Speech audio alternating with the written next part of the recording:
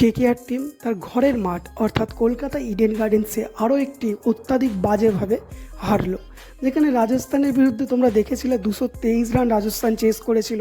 আরসিবিও আগের দিনের রানটা চেস করে নিত, কিন্তু পিল সল্ট অত্যন্ত ভালো উইকেট কিপিং করেছে, যার জন্য রানটা অবশেষে আরসিবি করতে পারেনি এবং আরসিবি রানেরও ভালো বল ছিল। কিন্তু আজকের ম্যাচটা কী হলো, ইতিহাস গড়ে নিল পাঞ্জাব। 262 রান, আজ পর্যন্ত আইপিএলের ইতিহাসে 261 রান কেউ চেস করতে পারেনি।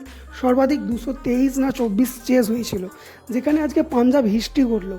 মানে আজকের ম্যাচটা পুরো হিস্টোরিক্যাল ম্যাচ ছিল বলতে পারো, কারণ পরপর চারটে ওপেনারই হাফ সেঞ্চুরি করেছে, যেখানে পাঞ্জাবের দুই প্লেয়ার শশাঙ্ক সিং এবং জনি বেস্টো। তো আগের দিনকে বলেছিলাম কেকেআর টিমের কাছে যেমন ফিল সল্ট আছে, ওদের কাছে কিন্তু জনি বেস্টো আছে। আর সত্যি জনি বেস্টো যা পারফরমেন্স দেখিয়েছে, চূড়ান্ত পারফরমেন্স দেখিয়েছে। অবশ্যই কেকেআর টিমের প্লেয়ার সুনীল নারিন, ভাই প্লেয়ারটার একা কী করবে, যথেষ্ট ভালো বল করেছে। ফিল সল্ট সেও ভালো উইকেট কিপিং করেছে, ভালো বল করেছে। বাকি কেকেআর টিমের ব্যাটার শ্রেয়াস আইয়ারও মোটামুটি পারফরমেন্স ভালোই করেছে, যেখানে কমেন্টেটাররা হয়তো বলছিল যে শ্রেয়াস আইয়ারের জায়গায় ওই জায়গায় রমনদীপ বা রিঙ্কু নামলে ভালো হতো, কিন্তু সে ভালো পারফরমেন্স করেছে, তাকে নিয়ে সমালোচনা করার মতো কিছু নেই। Overall KKR team batting order ঠিক ছিল, তবে হ্যাঁ রিঙ্কুকে আরেকটু ওপরে না বলে হয়তো তার থেকে ভালো পারফরমেন্স পাওয়া যেত। কিন্তু কেকেআর টিমের বোলিং অর্ডার কি বাজে বল। অবশ্যই পাঞ্জাবও খুব বাজে বল করেছে, রাবাডার মতো। তারপরে তোমরা দেখতেই পেয়েছো রাবাডার মতো বোলার অত বাজে বল করেছে, মানছি। পাঞ্জাবও হর্ষদীপ সিং সেও বাজে বল করেছে, কিন্তু কেকেআর টিমের বোলাররা কী করলো, মিশেল স্টার্ককে ড্রপ করে দুষ্মন্ত চামিরাকে নিয়ে আনা হলো, সেও যথেষ্ট বাজে বল করেছে, মানে বাজে বলতে বাজে। আর বরুণ চক্রবর্তী সেও জঘন্য বল করেছে। সেই প্লেয়ার সুনীল নারিন যে ব্যাটেও কাঁপাচ্ছে, বলেও কাঁপাচ্ছে, কিন্তু একটা প্লেয়ারের দিয়ে তার কেকেআর টিম চ্যাম্পিয়ন হতে পারবে না। অবশ্যই কেকেআর টিমের বোলিং অর্ডার ঠিক করা দরকার। সেক্ষেত্রে আমার মনে হয় কেকেআর টিমের সম্পূর্ণ বিদেশি বোলিং অর্ডার বসিয়ে দেওয়া দরকার। না দুষ্মন্ত চামিরা, না মিচেল স্টার্ক, তার জায়গায় রাদারফোর্ডকে সুযোগ দিক।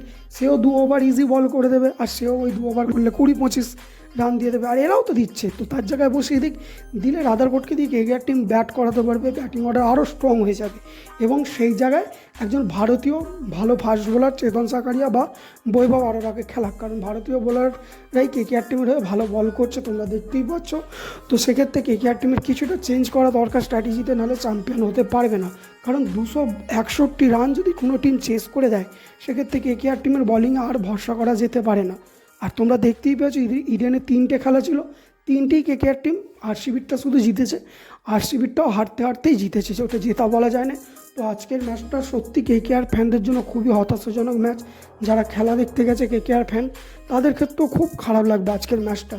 তো আজকের ম্যাচের পর আর কিছু বলার নেই, তবে হ্যাঁ ফিল সল্ট সুনীল নারি যথেষ্ট ভালো পারফরমেন্স দেখিয়েছে, তার সাথে শ্রেয়াস আইয়ারও ভালো পারফরমেন্স দেখিয়েছে। অপরদিকে শশাঙ্ক সিং, জনি বেস্টো এবং টপ সিমরন এরাও যথেষ্ট ভালো পারফরমেন্স দেখিয়েছে। তো ওভারঅল একটা ক্রিকেট প্রেমের দিক থেকে দেখলে খেলাটা দেখে মজা এসে গেছে। আজকে সবথেকে বেশি ছক্কা মারা হয়েছে, 42-43টার মতো ছক্কা মেরেছে।